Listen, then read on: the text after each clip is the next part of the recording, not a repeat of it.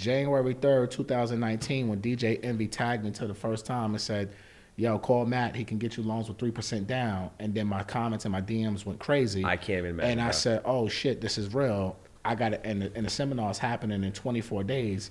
And I never spoke in front of 1,500 people in my life. And I had 1,600 followers at this time. Yeah. And I said, oh shit, this is real.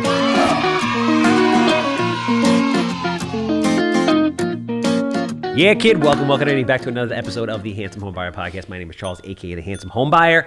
Obviously, you know why we're here. I'm quick, I'm easy, I'm a good time. I want to buy it. 516-777 sold. If it smells like cat pee, if you built it yesterday, land, commercial property, you name it, I want to buy it. We're trying to do over 100 properties this year. We're going to get there. Smells like cat pee. Smells like cat pee. I like that. Smells like cat pee. Believe it or not, something interesting that I learned is that everybody know me as the cat pee guy, right?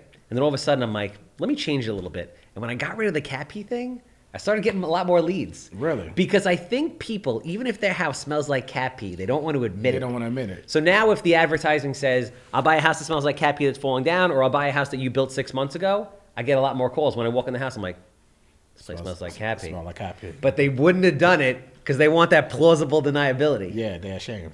So speaking of marketing, we have a real estate / mortgage, like legitimate celebrity here, right? Like you have a lot of people in real estate. I know a lot of them are trying to be like influencers. They're trying to be real estate celebrities, right? You have really transcended to that, right? You're providing a ton of education. Mm-hmm. You've built an amazing business through, standard operating and a lot of stuff that I'm trying to do right now to really standardize my business. You have done on a level A, in business that I haven't really seen, and B, in mortgages, non-existent in my opinion. Mm-hmm. I don't care what anyone says out there. I agree. Yeah, business just flows in, loans get done. No, it doesn't. Most LOs are running from one office to the next, dealing with the process or this and that. Your job, really, if we want to get to the root of it, your job is just to create educational content that gives value around mortgages and the housing industry. And as a result, mortgages just get done. Correct. Like, that's a wild thing. I want everybody who's watching this or listening to this to just think about this for a second. Matt Garland, a.k.a. the mortgage guy, mm-hmm. works with his man Tukes. They put out great content. People watch it. And that's it. He doesn't take the call. He doesn't run the credit. Correct. He doesn't, give the clear to close. Nope. He doesn't do any of that. Nope. He's legitimately the brand, which we're going to talk about. Mm-hmm. And especially, I know you have a lot of things to say for, loan officers, even real estate professionals, anybody really, any business, mm-hmm. right, about how to ultimately be the brand. So kind of give the quick 60-second, 10,000 square feet of how you got into it and where you are now. All right, so Matt Garland, NMLS number 58700, better known as MG the Mortgage Guy. Been in the business for 20 years. I came in during the Wild Cowboy days. And, like you said, I do mortgages. I'm an investor, podcaster, YouTuber. I have a media company. And I am the brand of my mortgage team. I haven't ran a credit report in over 2 years. I haven't completed a 1003 in probably the same amount of time. I don't run AUS. I'm not running DUs, LPs. I'm not pricing deals. Like, I'm not doing none of that stuff. I don't have time for that. Yeah. I was behind the laptop, so to speak, for 15 years, 16 years of my career. But the past 2 to 3, I'll say the past 4 years is when everything started transitioning for me. And the past 2.5 years is when I really I let complete go of it. And my team kind of handles everything. My job is the rainmaker. I'm the CEO. I am the brand builder. I am not the person working in my business every day, talking to the consumer. I only speak to the VIPs. Yeah. Right? And when I speak to the VIPs, I let them know what my system is. And if you want to work with me, this is how we have to work. Because I'm not, if you call me about closing costs, rates, and stuff like that, I'm not going to even have a clue. If you talk about the process, I don't know where you are in the process. I'm just being honest with you. Yeah. You have to call my girl, who's my girl, Allie, who's my pipeline manager. Yeah. And she'll be able to tell you everything that you need. And for the most part, it runs like a well-oiled machine at this point. I only get involved when there's an absolute fire that needs to be put out and my voice is needed. And that's few far in between at this point because we focus on service first. So it's been a wonderful ride, and that all really started happening because of me putting out content too. And from a prospecting point, I'm not chasing nobody. People chase me now. And that was the one thing that I always dreamed of in this business.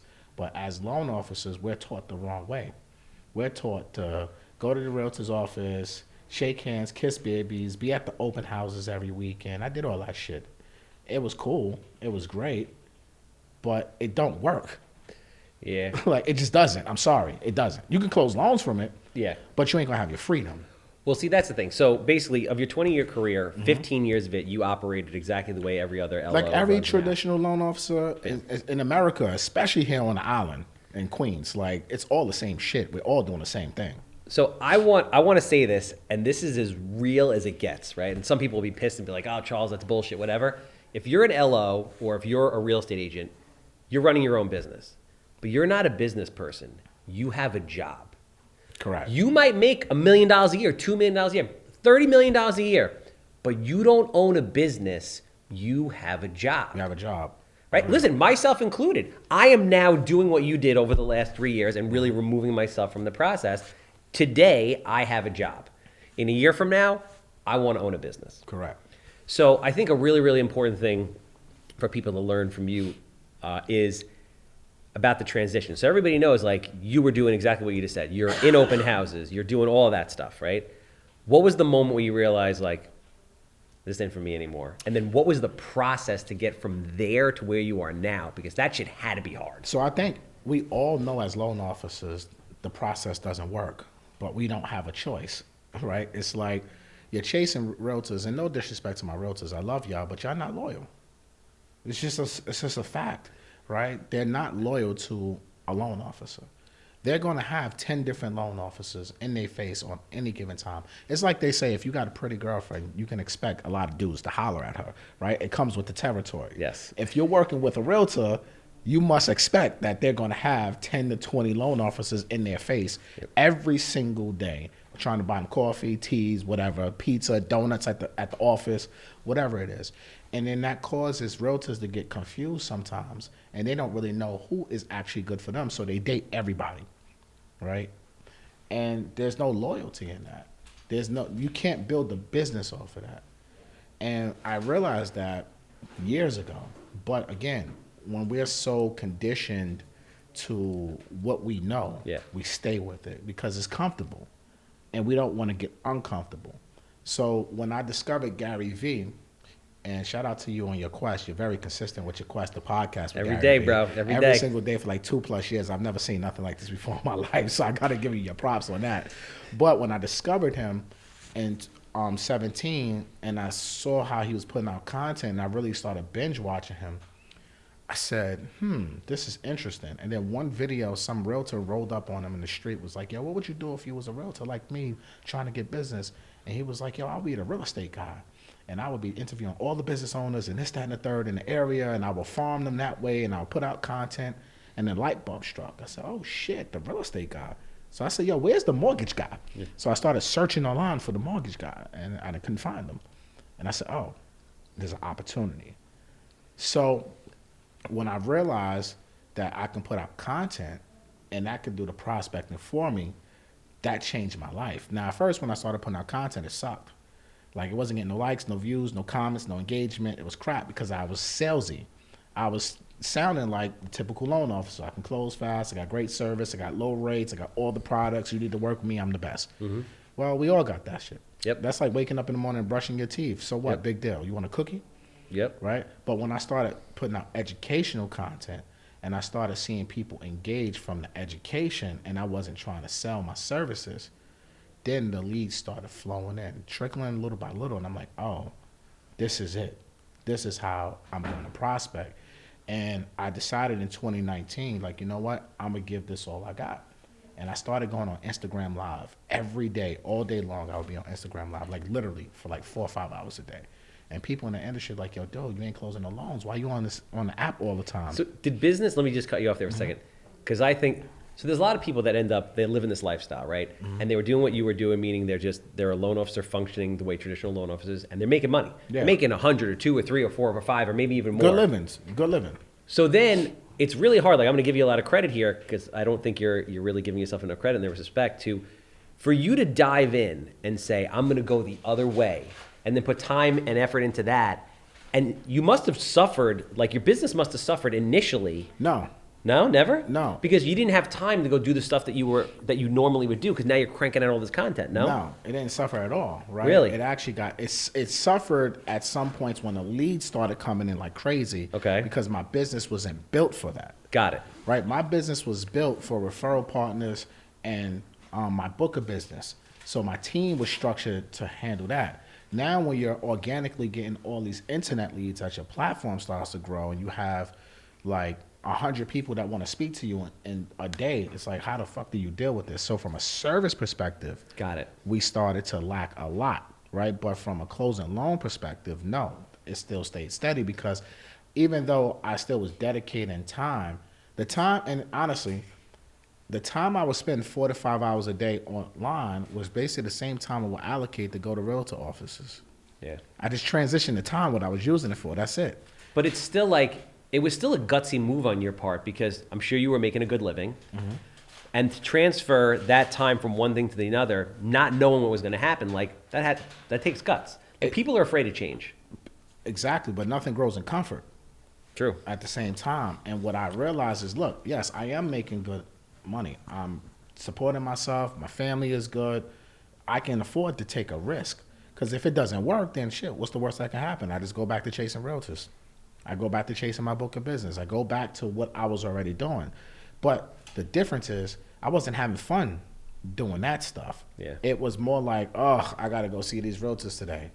Versus now, shit, I'm going to get online. I'm going to go talk my shit. You know what I'm saying? Where now I got people, whether it was 5 people, 20 people, 100 people, 500 people on my live, you got to think about that. The time it takes me to go visit 5 brokers in one day in different parts of Long Island or Queens or Brooklyn, the amount of money I'm going to spend on gas, taking them out, this, that, and the third, playing around in traffic, putting miles on your car. You may say you got 4 hours allocated, but you just spent the whole day out in the street. Yeah. Where I could sit in my office for 2 to 3 hours, not spend $1, and speak to more people. It just made both sense and sense for me.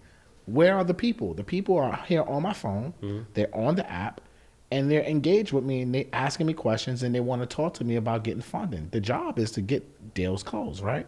Got it. So it doesn't matter where it comes from. It's a matter of getting in front of the people. Right? They say the salesperson with the most friends always wins. But online, I can have more friends than I can meeting people face to face. It's way more efficient. It's super efficient. Way. And it was costing me nothing. It's free. So why wouldn't I do it? So you jump on there. And so take us through the kind of the transition of how you built out the plan for promotion. And then I want to talk about the back end. Because obviously when you're doing business, you have those 2 pillars. You have, okay, you're putting all the resources into the front end to get the leads in. Now the leads are here, you're like, oh shit, I have all these leads. I have to get them done. I have to scale that aspect. And they're never perfectly balanced. You're always kind of like fighting back and forth between like operations. And in your business, it's really tough because one announcement from the Fed can either slow business down or blow you up in a way like you've never seen. And you have to be able to scale back and forth. Yeah, so all right. So first part of that question, what was the system back then? There was no system. The system was just execution. Go online and talk, because now remember when I started, and what made me really go crazy is because going on the stage with DJ Envy and touring with him and flipping New Jersey. So I had no choice but to be online speaking, because if they're tagging me, I know I'm gonna get followers, and if the followers come to my page and follow me, they need something to watch. That makes sense. Because if not, they're gonna leave.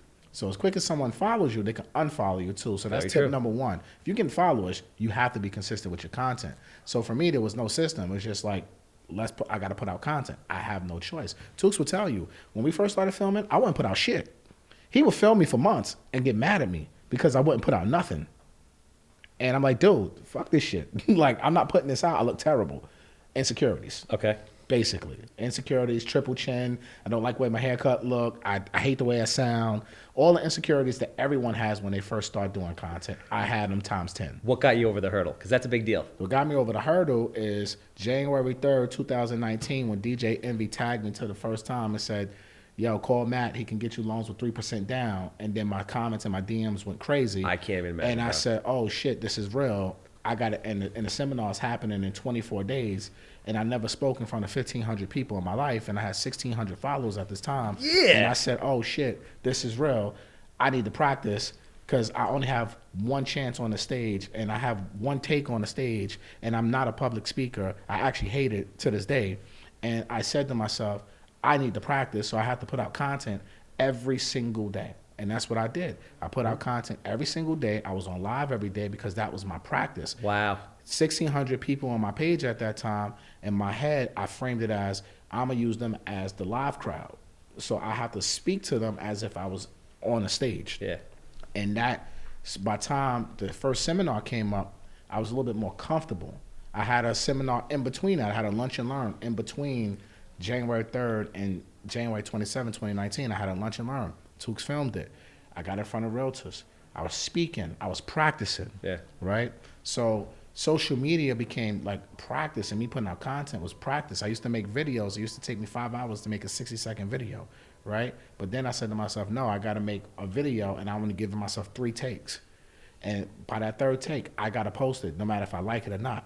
Whether I'm stuttering or not, I have to post it. And I will force myself to do that until I got down to 1 take. So now you just say action and I'm ready. Yeah. Right? But that's 4 years fast forward. Now, in terms of systems for the mortgage business, that was a challenge because, again, my business wasn't built to get this many leads at a short clip of time. Before you go down that rabbit hole of the back end, which I'm really interested about, first time. So I want to hear about how you felt the first time you got on that stage and then what kind of madness ensued after that. So the first time I got on stage, I was nervous as hell. This was probably one of the worst days of my life, but the best days of my life, because I kept on saying to myself, I can't believe I'm about to do this. Like, what the hell did I get myself into? You were that nervous? I threw up before I got on stage. To this day, I can't eat before I go on stages. Really? To this day, because my body does something that's weird. And it was anything I eat, I can only drink water or chew gum. Wow. But I can't eat before I go on a stage. So you actually have a violent physical reaction against Yes. going on stage, but Yes, you... because I'm nervous as hell. Every time I go on stage, every time I podcast, I'm nervous. Wow. I don't know why. That's just what it is. I'm just nervous. So that first time was just times 30, right? And I walk into the place, and I'm seeing all these empty chairs, and I'm like, oh, my God, this is real.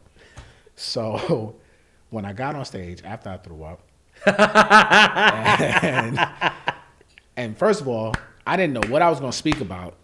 They didn't tell me what I was speaking about until the day of the seminar. I had no PowerPoint or nothing. There was another mortgage girl that was talking, and I said, look, the only thing I ask is just let her go first so I can go after her so I can just piggyback off of what she was saying. She was talking about K's and stuff like that. So I was like, okay, bet I'm comfortable with having that conversation. And then I started, and then in the middle of it, I flipped it to like generational wealth. You know what I'm saying? Talking about life insurance and financial planning. And I tied all of that in with real estate. And it just kind of, it separated me from pretty much everybody on the stage because I was talking about something completely different than what everybody else was talking about. So that first time, I thought I sucked. This was at a nightclub, right? So the stage was humongous. And I remember when I was done, there was like an area in the back of stage, but it wasn't like backstage, but it was still like open so I could see the crowd. So I stayed on the bench, nervous as hell. So my phone is blowing up 30 minutes later, and it's my team calling me. So I pick up the phone like, yo, what do y'all want? There's like, yo, if you don't get off that stage and come down here right now, we're going to kill you. I'm like, what are you talking about? There's a line of people waiting to speak to you right now. I'm like, a line of people? I was like, yo, I sucked. Why is people there? They're like, no, Matt, you didn't suck. You killed it. They all want to speak to you. So I peek, and I see this line. I said, oh, and we have it on video. Like too. a line? No, dude. Tooks, in my line, it was a line of people. Tooks caught the footage of the line. And I'm like, oh, snap. So I'm like, let me get the hell off the stage. So now as I'm walking, it was a nice little walk to get to where my team booth was. People are getting up out of their seats while someone's on the stage and saying, yo, good job, man. Yo, you killed it. Da, da, da. Envy comes up to me like, yo, bro, you killed it. I'm like, word, thank you. So Tukes, I say, yo, Tukes, you got to send me the recording. I need to watch this. So he sent it to me the next day. So I'm watching this in the bed, and I'm like, oh, shit, this is me? I'm like, wow, this was actually pretty good. Maybe I can do this. And then from there, I decided to have my own seminar, and I just started going crazier because the reaction and the love that I got from that one seminar just kind of gave me the confidence that I think I needed. That's awesome. To kind of move forward. But then on the flip side, it created this tsunami of leads, which is great, but it's terrible if your systems are not in place. So I had no system to capture all of this at first. And here's the thing too, like we talked off air, like, I mean, listen, I've had a lot of formal education. I mean, I barely made it out of high school, but after that I had a lot of formal education. They don't teach you how to deal with any of this shit. No. Like, you went to high school, you went to 1 year of college, you were telling me. Now all of a sudden you're like, okay, I have tons of leads pouring in. You don't understand systems, SOPs, laying all that stuff out. Nothing. Websites, how all the tech comes together. Nothing. How did you pull that off? Trial and error, just learning as I go, and just piggybacking off of other people that were influencers and seeing how they were running their thing. And, you know, it's just about, first got to get a link in your bio, right? You got to get a place to house all the information. So what I started doing was, at first it was like, yo, you could just apply or set up a consultation, but I didn't really have a calendar system. So the very first thing, once I discovered, oh, there's calendars out here that I can have people schedule, like Calendly or Allcity Scheduling, is let me get a calendar, right? I could time block and let people schedule what they want. And at first I was nervous behind that because, again, I'm used to, you call me, I pick up. Yep. You email me, I respond. So that calendar became like the lifeblood of everything. That's how everything started, right? So now my calendar, I'm seeing, is filling up every single day. And I'm like, oh, this is crazy. You're taking the calls at that point. At this point, I'm still taking the calls. Got it. But then I realized, wait, this is too much. I can't be sitting here on the phone answering just general questions all single day. So what I started doing with those questions is I started making content out of the questions. So now when someone has general questions, hey, watch this video, watch this video, watch this video. Where do they access that? This was all on Instagram at the time before I went to YouTube. Okay. Right? So that made it a lot easier. But then I started chopping up my calendar where I would only do, if you had general questions, I would only probably take 2 or 3 of those a day because I didn't want to miss the people who wanted to actually get pre-approved. Mm-hmm. And then now the folks who wanted to get pre-approved, instead of me talking to you first, I made you apply, I made you send in documents, and then schedule a call. So now I don't have to talk to you before and then ask you for the stuff, right? No, if you're really serious, send all the stuff, apply. You know we're going to run your credit. You're giving us authorization. And when I call you, I'm calling with action, right? Like, I'm not sitting here asking you questions because in my form, I'm asking you the questions that I need to know. So if you tell me your credit is 580, I don't need to run your credit. Yeah. I need you to get some credit repair. So now the call is going to be like, hey, I didn't run your credit, but based off of what you're telling me, I don't think it's the right time for you. So I had to kind of like systematically kind of break things up to make my life more easier. And then from there, things just started taking off. But even on the back end with my team, with my assistants and everything, it was hard because they didn't even understand how to really deal with all this volume too. So it was a lot of coaching and training. And, you know, what the biggest problem that we had, and I can say this transparently, is that when you are online and you're putting out content as a transactional professional, if you start missing calls, if you're delayed, these people will jump in your comments. Yep. And they will bash you. They are looking for people. They are brutal. Hell like, yeah. they are brutal. So today, you got to be comment surfing and, like, managing that. Yep. So the one thing I used to tell my team all the time is like, dude, I am on TV basically now. Like, we have to perform at the highest levels we ever perform. Yep. If I'm giving information when they speak to y'all, you have to give information because that's what they're there for. Because now if they come and they say, well, I still want to speak to Matt, then y'all didn't do your job. Yeah. You know what I'm saying? That's true. Because ultimately you didn't give them enough. They don't feel warm and fuzzy. So it was a lot of going through that too. And so the first year was brutal, man. It was a lot of ups and downs. We still performed, but it was brutal. It was tough, man. And it's the gift and the curse. So I think a lot of people get weighed down by nobody comes in, nobody sets up. I mean, I know you see like people on IG, or you see people running businesses, and you think like, oh, they just have all the systems put together. It doesn't work that way. No. It's just something hits. Like, so how long ago were you on that stage for the first time with Envy and Flippin' NJ? How long? Was that 3 years ago? 2 years ago? 2019. January 27th, Okay, so 2019. so for 4 years. So it took 4 years to get from that point to where you are now. Correct. And I'm sure it's a continuing growing process every day. There's problems that you're fixing. So like people that are watching this, don't think like, oh shit, I have to have all the answers now. Just get in the mix and get better a little every single day. Yeah, every day. You know, they say, how do you eat an elephant, right? One bite at a time. One bite at a time. Right? So the same thing with building your social media brand and then being transactional is one bite at a time, one day at a time. So what I try to tell everybody is you don't have to be a superstar in the content world. You just have to put it out. Yep. And you just have to focus on your execution and consistency. That's the most important thing, is get into the habit of just putting out content every single day, right? Don't overthink it. Don't get bogged down by the meetings or the pre-approvals and stuff like that, because honestly, content is way more important than any of that. And you might not look at that as right now because you're looking at this is going to pay me today. But no, if you put out the right type of content, the content will pay you every day. Yep. Because a pre-approval, let's face it, a pre-approval ain't going to pay you for 6 months. This is called a spade a spade. Yep. A realtor sends me a referral, unless you tell me they're in contract, offer is accepted, they're in contract, or they sign a contract, even then, some shit can go wrong. Yeah. Inspection can go belly up, things can go wrong. It's a minimum of usually 90 days anyway from that point. In New York especially, Yep. You're not getting paid no time soon. Yep. So what I had to realize, and this is why I started really transitioning, is going in 2019, I toured with DJ Envy, and we probably spoke in front of 25,000 people that year. So I went from not being a public speaker to now speaking in front of 25,000 people. And then at the same time with Earn Your Leisure, that takeoff started happening.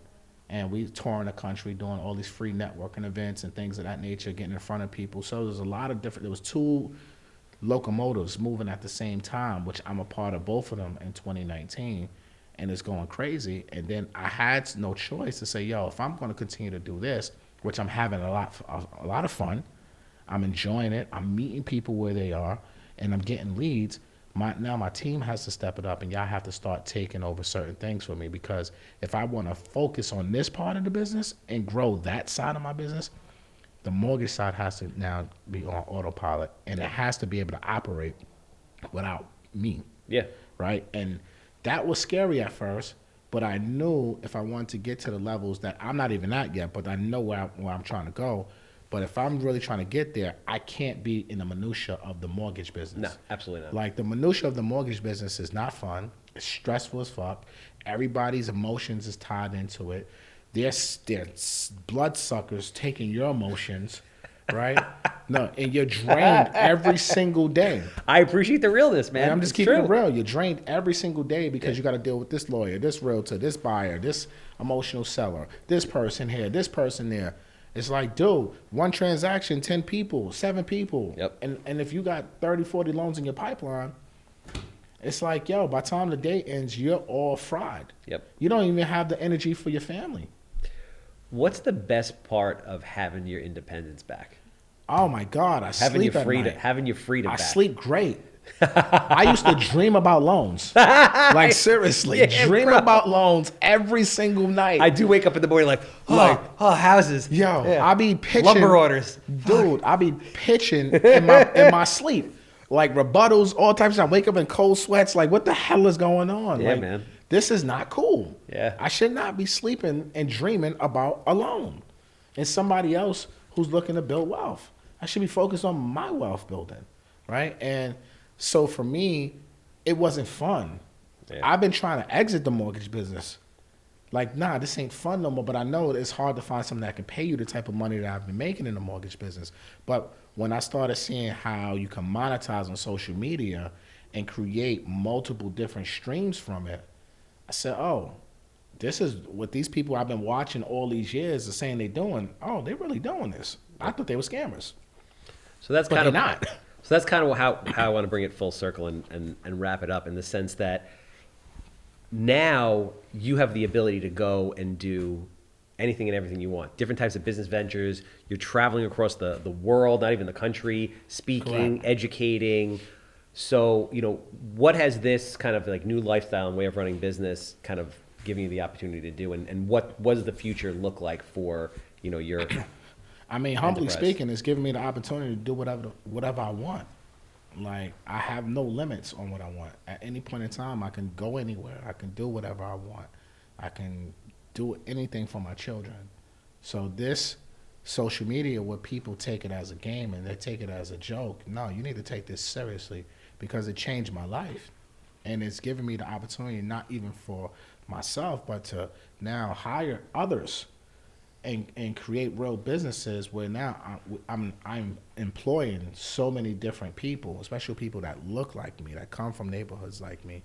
Now they have jobs, well-paying jobs that they can take care of their responsibilities and their family, and that came from just content, man.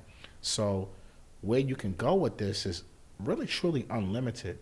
And now once you start monetizing at a high level like we are, bro, you get paid every day.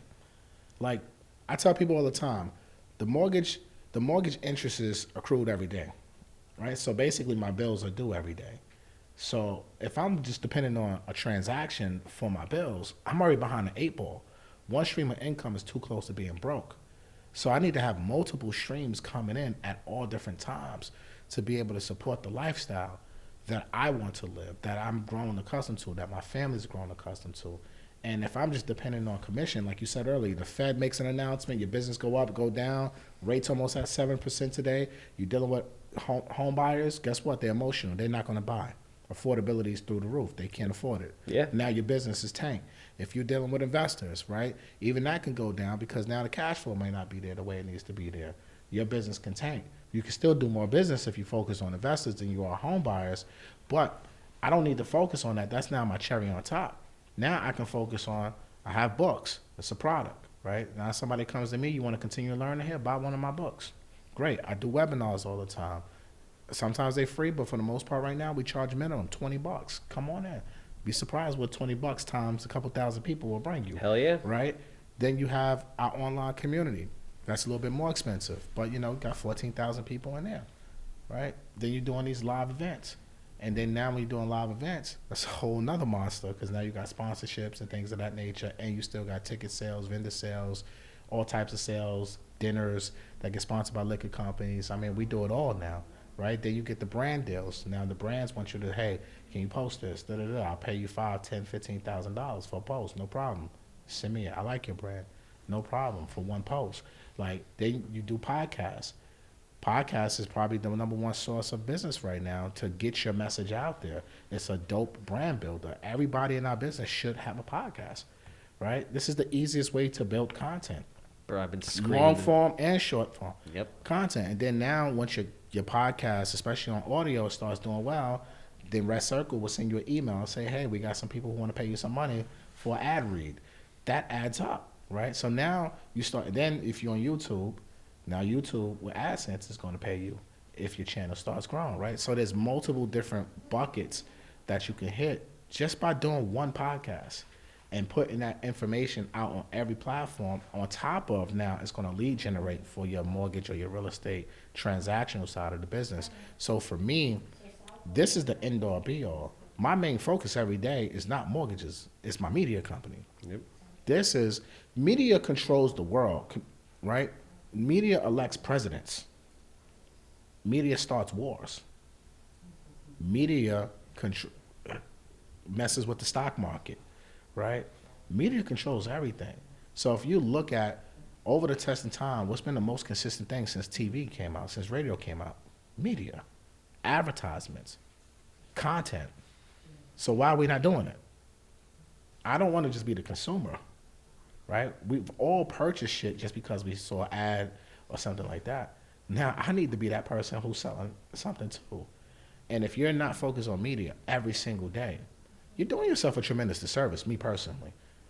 And I'm living proof of this. Like my lifestyle right now is completely different because of these cameras and these microphones, and I love it. I would rather do this all day long than sit here and write a mortgage. I don't need to know. I'm not schlepping you, Mr. Smith, to 123 Main Street. I'm not meeting you at your open house, Mr. Realtor. I'm not providing you open house flyers. I'm sorry. Like, no, we don't do that. You want to do some content? Then maybe we're talking my language, right? Because that's going to be more impactful in today's world. And I think a lot of people on my side of the fence still don't get that to this day. Yep. They'd rather be stuck behind a laptop in their office with their suits on, which is all good. But you're not understanding, you're missing the biggest opportunity of this generation. The biggest opportunity. Everybody's on social media. There's more people using social media right now than probably ever in the history of the world. And the way this world is going, if you don't have a brand, especially as a transactional professional, they're not going to do business with you.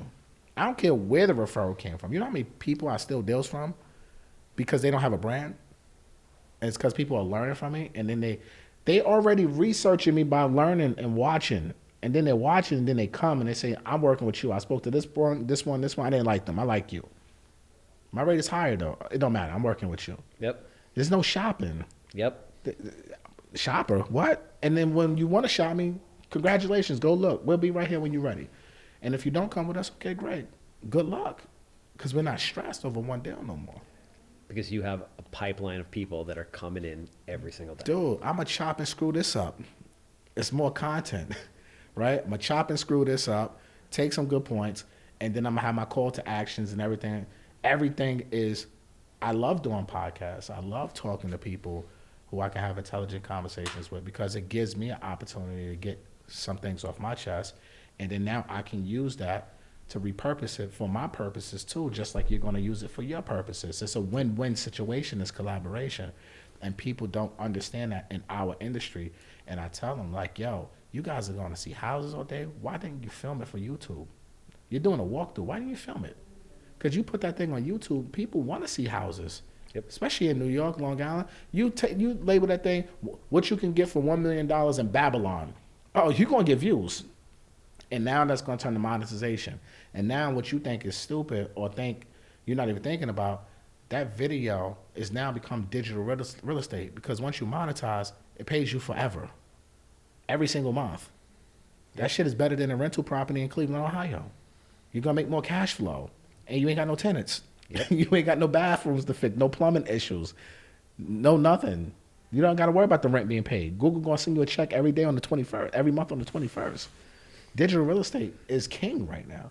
Yeah. And people don't understand that in our industry. And what I'm trying to be vocal about is, and this is why my mission right now for 2023 and beyond, to answer the second part of your question of where I see this thing going, is for me, is I've been more consumer direct since I've been on social. Now it's time to get in the nitty gritty of the real estate professionals. Like I just did an event in San Diego for NARAB and a couple hundred real estate professionals there. And I was talking about how to build a digital footprint, build your brand by using your digital footprint. And the stuff I'm saying to them, I'm blowing them away. But for me, it's like ABC now. Yeah. And it's like that, when I do things like that, it makes me realize that's where I need to be. I need to be more in the real estate community, the loan officer community, the real estate professionals, encouraging them, showing them how to monetize themselves and how to create multiple streams of income using your brand. Because there's nothing wrong with getting paid for your intellectual property. You should want to get paid for your intellectual property. You should want to be monetized. Because most of us think, well, I feel bad. And I used to feel like this too. Like, damn, I feel bad for charging people. They can go to the local bank and probably get the information, but they're not going to. Yeah. They're not going to do it. They're going to rather read a book. They'd rather pay for a class. Like, and when I started realizing, wait, people go to college. They pay for education all the time. Yep. College is one of the biggest scams in America. Let's call a spade a spade. Depending on what you're going to school for, like most people who graduate don't even use their degrees, but they're $100,000 in debt and barely can pay it off. Now, I'm a fan of education. I'm a fan of going to college if you have a purpose, right? But most people don't.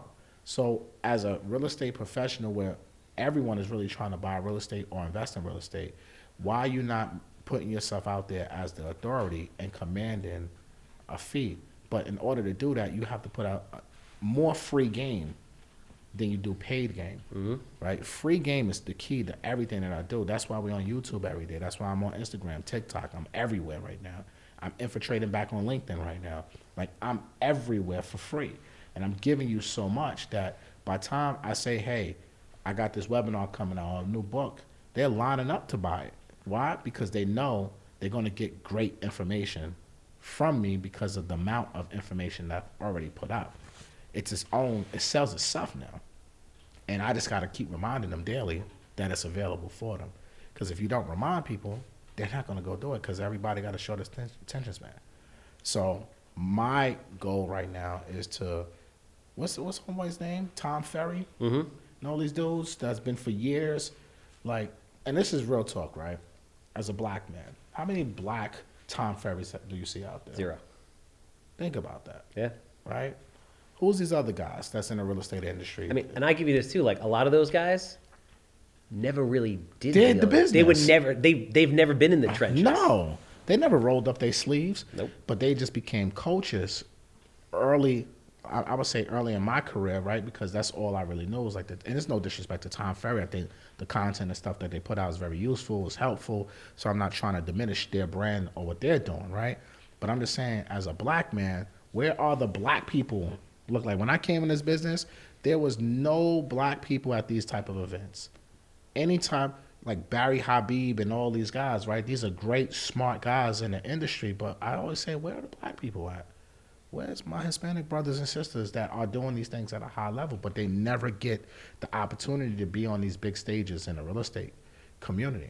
So now my goal is I need to be that guy because I'm building up the brand and I'm doing everything. So why am I not that guy? Just the same way I found the real estate guy when Gary Vee said that in 2017. Mm-hmm. Now I'm like, where's the black Tom Ferry? Where's the black, Barry Habib?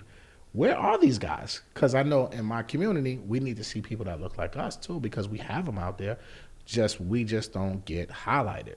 And that's what I want to do is be that person because I've been originating. I know what you're going through as an originator, especially as a black or brown originator or real estate professionals. I know your trials and tribulations because I had to go through them myself. Like, so how do I now continue to grow my brand and to impact that community, right? And help them grow and help them monetize. Because ultimately, if they're able to grow, they're going to help more people that look like me. Like I was reading an article today. The home ownership rate in the black community is less today than it was 10 years ago. Like, why? Why is that? Just due to affordability and everything that's going on in the world? Everything in the world. Affordability, racism, discrimination. I mean, you name it. It's everything. Resources, education, it's everything, right? The wealth gap in real estate is real. So if I'm able to influence or be influential, I should say, within the black and brown real estate professionals community and show them like, yo, this is how I did it, this is how I'm doing, this is how my SOPs are, yo, I could offer you coaching, I could do this, or I can help you do this. Like, all right, bet. Now you get better. And who you going to wind up helping? Bringing other people up too. You're bringing up now black and brown people, and now we close that wealth gap because I can't be the only MG the mortgage guy out here. I can't be the only one in my community doing it. It got to be more of me. But these companies try to hold you back. And I'm here to tell them, fuck these companies. Like you said, yo, what company do I introduce you as?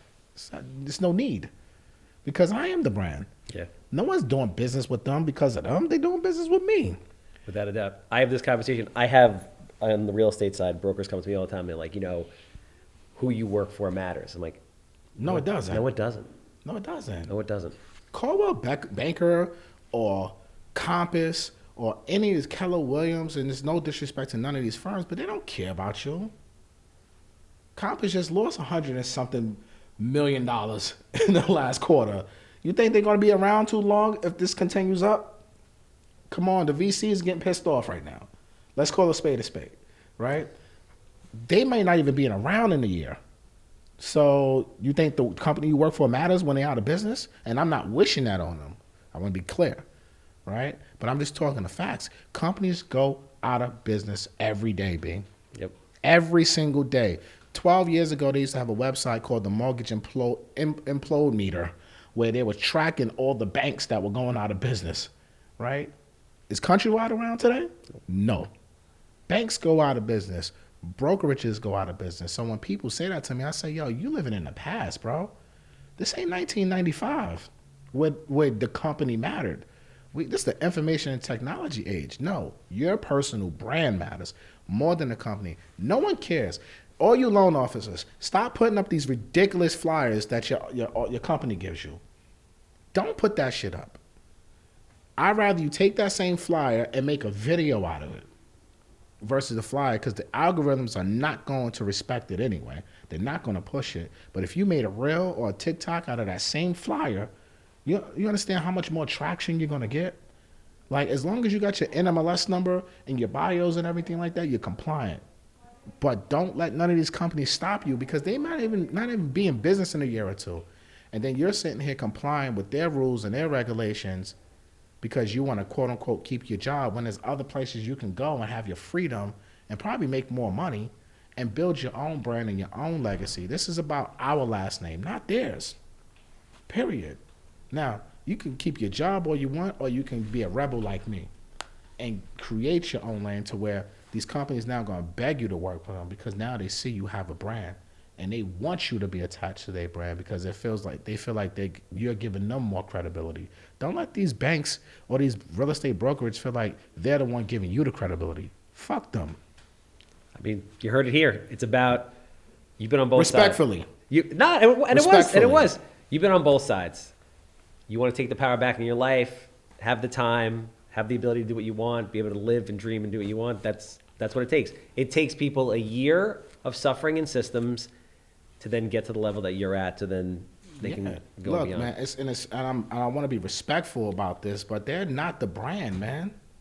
They're not the brand. The people don't care who you work for. Nope, they don't. They have no clue nine times out of 10. They've never heard of your company before. They've heard of the big companies. You know why? Because the big companies spend so much money on PR, marketing, and branding and advertisement.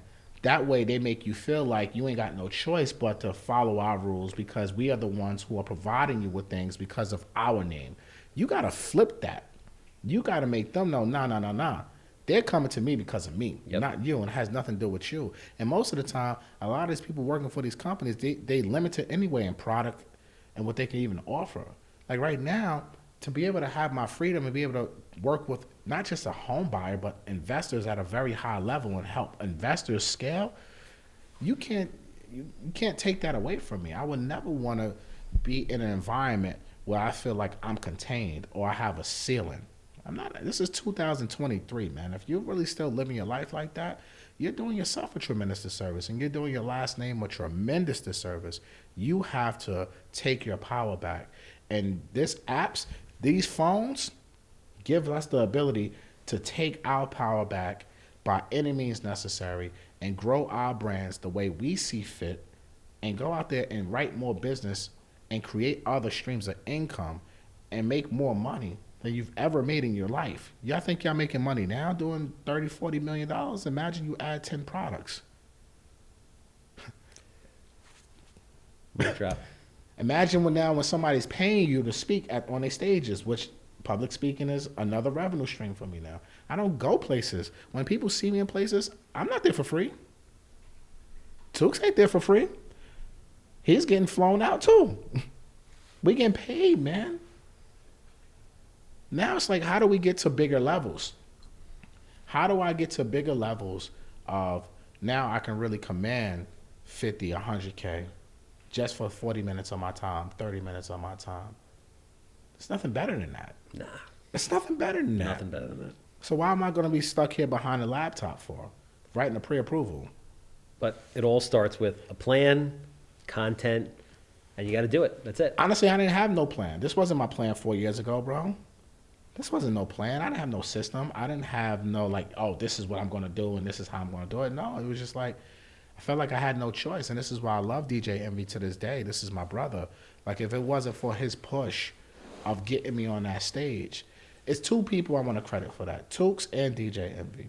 One, Tooks used to get on me all the time about filming content and putting this shit out. Tooks is a superstar now, by the way, right? They take pictures with Tooks when he's outside. Now I always say this on every interview, and look at his face. Because he knows it's true, right? So when you see Tooks, take a picture with Tooks. And make sure you follow him. But Tooks used to always like, yo, put out the content, man. It's good. We were podcasting. My first type of content I was doing was basically podcasting. And in 2018, I didn't have no clue I was doing podcasts. I haven't posted that content to this day. He just showed it to me because he still has it. I'm like, oh, shit. Like, I forgot we did this, right? So he was always pushing me and saying, yo, put it out. It's good. Put it out. And now I've learned so much from him in this media space where it's like, oh, now I understand, right? But then DJ Envy was the one who really said, yo, you got to get on stage. You got to get on stage. You got to speak. The people need you. And then 3, Rashad Bilal from Earn Your Leisure. He was the one who showed me how to deepen the relationship with my audience, right? So those 3 people have been very instrumental in helping me get to where I am right now in this content space. And now I'm not looking back because now I'm fully locked in on this. And this is the most important thing that I do every single day is what content we're putting out. Yeah. What we got going on the media side. The loans and everything going to work itself out. They're going to close at some point. So I don't need to be sitting here stressing over that. I need to be stressing out what's the topic today? What's the hot topic? How are we going to frame this? How am I going to promote this? Do I got an event coming up? Do I got webinars coming up? If not, I need to create one because I need to always have something going on. Yep. I can't have no fucking days off. Something has to be going on. You know what I mean? Vince Grant Cardone did last year? Over 700. Think about that. He did over $100 million in education. Over $100 million. Like, I don't agree with everything that he says, especially his last few nonsense that he's been talking about. But from a business perspective, when you look at guys like that, and you look at the Robert Kiyosaki's and all these guys who are now heavy on content and classes and education and things of that nature, this is an 8-9-figure business. Yeah. And what do we all have? We have intellectual property that a lot of these people don't because we're transactional, we're licensed, we're closing deals, you're building houses, you're flipping them. Even you need to be putting out more classes. You need to be teaching people how you flip 400 houses. This is why I want you at my thing, and we're going to talk about this offline, because you need to be talking to more people and charging for your time. Because, yeah, you can do it for free and everything like that, and that's fine. I see you do a lot of free stuff. But, yo, you the handsome home buyer, bro. These companies in Long Island want you. They should be paying you top dollar. Period. I appreciate that. Like, seriously. Let's talk about that. Like, there's no reason why you shouldn't be getting paid top dollar. How do people, I mean, listen, you put out a ton of content. I really appreciate you coming. A lot to learn from you on all different aspects of business and the mortgage side. How do people find you? We're looking for you. MG the Mortgage Guy, all platforms, Twitter, Facebook, TikTok, YouTube, LinkedIn, Matthew Garland. I think Facebook is Matthew Garland too. Instagram. Everything's MG the Mortgage Guy pretty much, or Matthew Garland. And you can find me on these internet streets every single day, putting out content, going live, teaching the people, answering their questions, educating them at a high level. And you can see me in some city or some country now, pretty much monthly, on the road, just continuing to put out the message. And my message is for all the real estate professionals for this year and beyond is like, get out your own way in the hot seat. That was one of the questions. What was the best advice you ever got? And I said, my father gave me the best advice was, when I was a teenager, he used to tell me, get out of my own way. And when I got out my own way, that's when I started unlocking all these opportunities in my life, because I was no longer overanalyzing things. I was no longer saying, damn, should I do it or shouldn't I do it? How would I look? This, that, and the third. I now focus on execution. And when I execute, we learn from it. And if it works, we learn from it. If it doesn't work, we learn from it. But the main thing is, how do we execute every single day at the highest level that we can? Can we beat yesterday's numbers? Can we beat last month's numbers? It's like closing loans, right? You're only as good as your last month. That's still my same mentality. But the most important thing in the mortgage business and real estate business is volume solves all problems. It's the same thing with content. The more volume I'm putting out, the more I'm in front of people, the more opportunities get thrown at me. Can't say anything myself. It's a wrap. True. I'm gonna say that, man. That was